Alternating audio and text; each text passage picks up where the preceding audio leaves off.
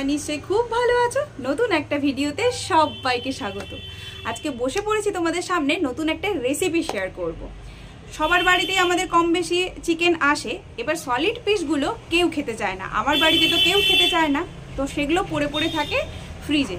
হয় পকোড়া হয়, বেশিরভাগ দিনই পকোড়া হয়, তবে আজকে পকোড়া না, একটা নতুন রেসিপি তোমাদের সঙ্গে শেয়ার করব।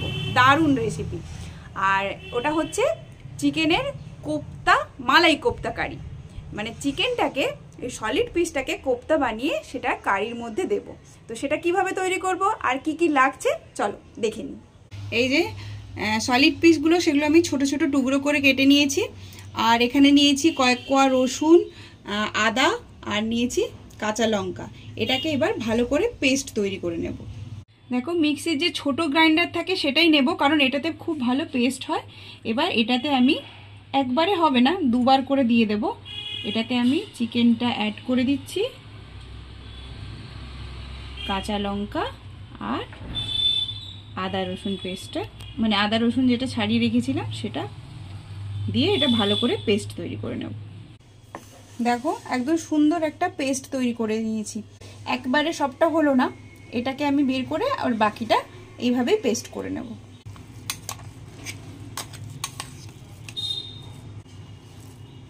দেখো বাকিটাও আমি পেস্ট করে নিয়েছি, একদম স্মুথ পেস্ট করে নিয়েছি, কোনো চাঙ্ক নেই কিন্তু। দেখো মশলা দিয়ে চিকেনের পেস্টটা তো হয়ে গেছে। এবার আমি এই পেস্টটাকে সাইড করে রাখছি আর নিয়ে নিচ্ছি এই যে দুটো ব্রেড। দেখো হোয়াইট ব্রেড নিয়েছি আমি দুটো স্লাইস। এবার যেটা করব, আমি এই ব্রেডের এই ব্রাউন কর্নারগুলো কেটে নেব।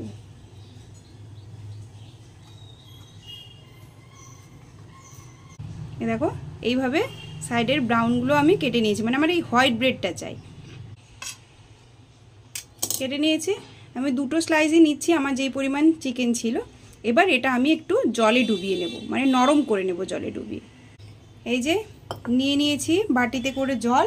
এবার এই যে ব্রেডগুলো আমি এর মধ্যে ডুবিয়ে নিচ্ছি।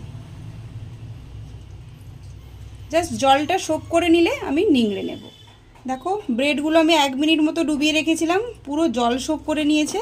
এবার আমি এই যে নিংড়ে নিচ্ছি, পুরো জলটা আমি নিংড়ে নিচ্ছি। এই দেখো এবার এইটা আমি অ্যাড করে দেবো। চিকেন নিংড়ে নেওয়া ব্রেডটা আমি এবার অ্যাড করে দিচ্ছি, দুটো ব্রেড অ্যাড করে দিলাম। এবার এতে একে একে করে অ্যাড করে দেব মশলা। স্বাদ মতো দিয়ে দিচ্ছি নুন, দিচ্ছি হলুদের গুঁড়ো, দিচ্ছি গোলমরিচের গুঁড়ো, দিচ্ছি অল্প একটু লঙ্কার গুঁড়ো, দিচ্ছি অল্প একটু গরম মশলা গুঁড়ো, উপর থেকে একটুখানি সাদা তেল অ্যাড করছি, দিচ্ছি অল্প একটু মিষ্টি। আমি গুড়ের গুঁড়ো ইউজ করছি, তোমরা অবশ্যই চিনি ইউজ করতে পারো। আর যেটা আমি ইউজ করব একটা ডিম। ডিমটা ইউজ করলে কি হয়, অনেক সফট হয় কোপ্তাগুলো। এই যে একটা ডিম অ্যাড করে ব্যাস, এটা এবার ভালোভাবে মেখে নিতে হবে।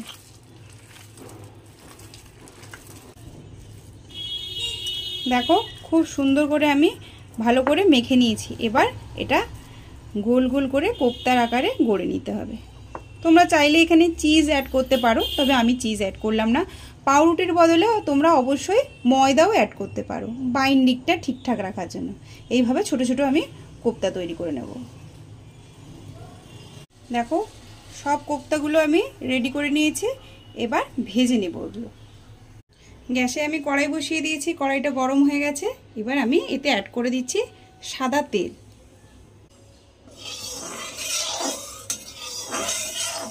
তেলও আমার গরম হয়ে এসছে। এবার আমি এক এক করে কোপ্তাগুলো ভেজে নেব।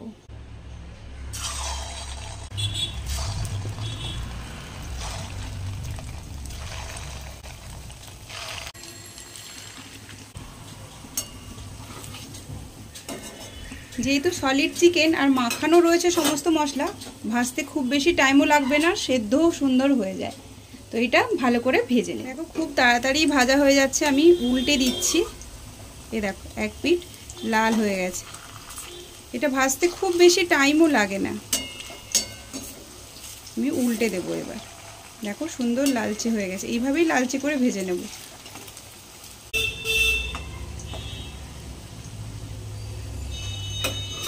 এইভাবে আমি সবগুলো ভেজে নেব।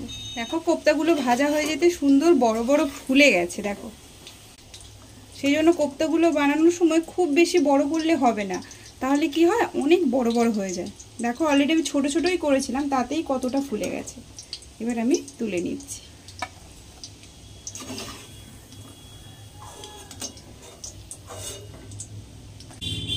এবার বাকি কোপ্তাগুলো আমি ভেজে নেব।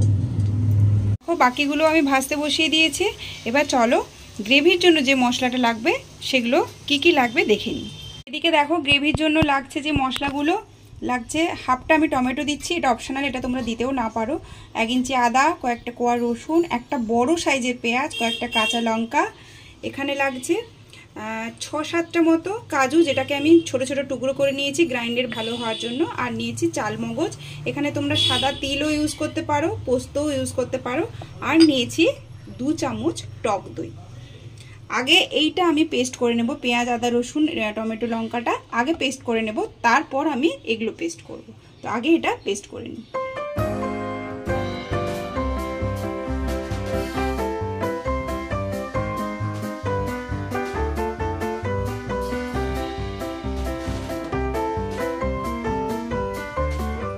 দেখো সুন্দর একটা পেস্ট তৈরি করে নিয়েছি।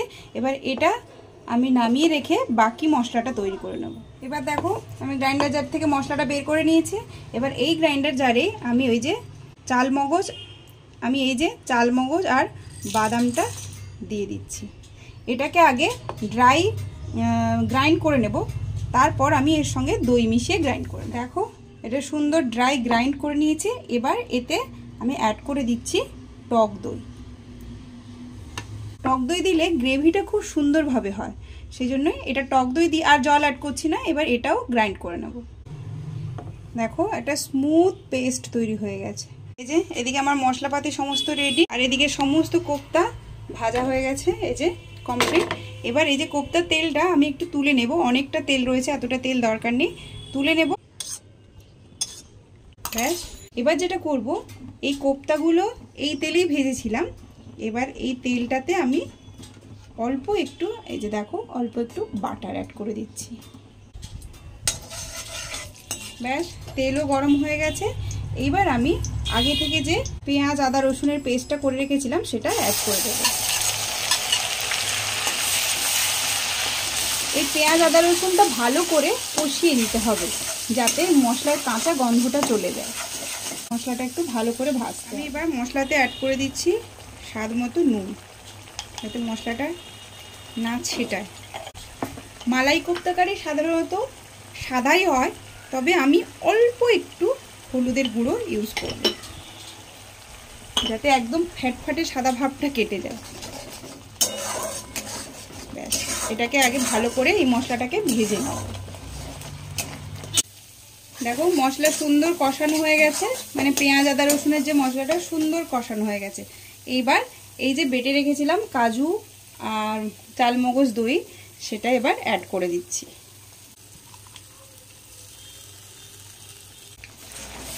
এবার এটা ভালোভাবে এই মশলার সঙ্গে মিশিয়ে এটাও কষিয়ে নিতে হবে কিছুক্ষণ। যেহেতু দই আছে, আমি গ্যাসের ফ্লেমটা কমিয়ে রেখেছি। খুব সুন্দর মিশে গেছে মশলাটা। এবার এটাও একটু কষিয়ে নেব। এবার মশলা ধোয়া জলটা একটু একটু অ্যাড করে এটাও ভালো করে কষিয়ে নেব।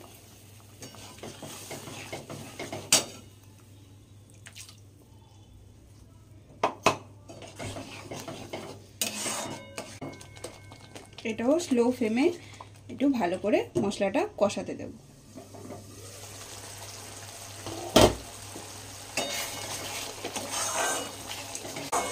দেখো গ্রেভিটা আর একটু হবে, তবে এই পর্যায়ে নুনটা টেস্ট করে নিতে হবে। নুন যদি লাগে তাহলে নুন অ্যাড করতে হবে। আমার নুন ঠিক আছে, তবে আমি অ্যাড করব অল্প একটু মিষ্টি। যেহেতু দই দেওয়া আছে, ব্যালেন্সটা ঠিক করার জন্য আমি দিচ্ছি অল্প একটু মিষ্টি। আর যেটা দিচ্ছি, এই গ্রেভিটা হওয়ার সময় আমি অ্যাড করছি কাসুরি মেথি। দেখো এটা দিয়ে এবার মিশিয়ে নেব। আর একদম লাস্টে আমি অল্প একটু আরও একটু কাসুরি মেথি আর গরম মশলা অ্যাড করব। এটাকে আর একটু মশলাটাকে হতে দেব। দেখো ওপর থেকে তেল ছাড়তে শুরু করে দিয়েছে, মানে আমার গ্রেভি একদম রেডি। আমি এই পর্যায়ে কি করব, তোমরা চাইলে অবশ্যই মালাই অ্যাড করতে পারো বা ফ্রেশ ক্রিম মানে অ্যাড করতে পারো, তবে আমি দিচ্ছি অল্প একটু ফোটানো দুধ, হাফ কাপের একটু কম দুধ আমি অ্যাড করছি। ব্যাস, গ্রেভি কিন্তু আমার একদম রেডি। এটা জাস্ট 1 ফুট উঠে গেলেই আমি কোপ্তাগুলো অ্যাড করে দেবো। দেখো গ্রেভিটা ফুটে উঠেছে, এবার আমি কোপ্তাগুলো অ্যাড করে দেবো।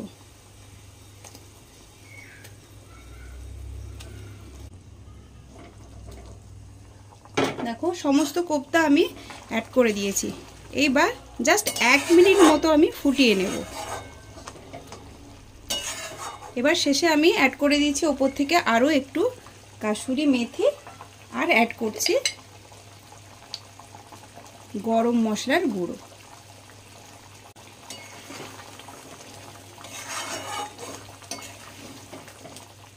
ব্যাস মিশিয়ে নিলাম। কোপ্তা কিন্তু আমার একদম রেডি।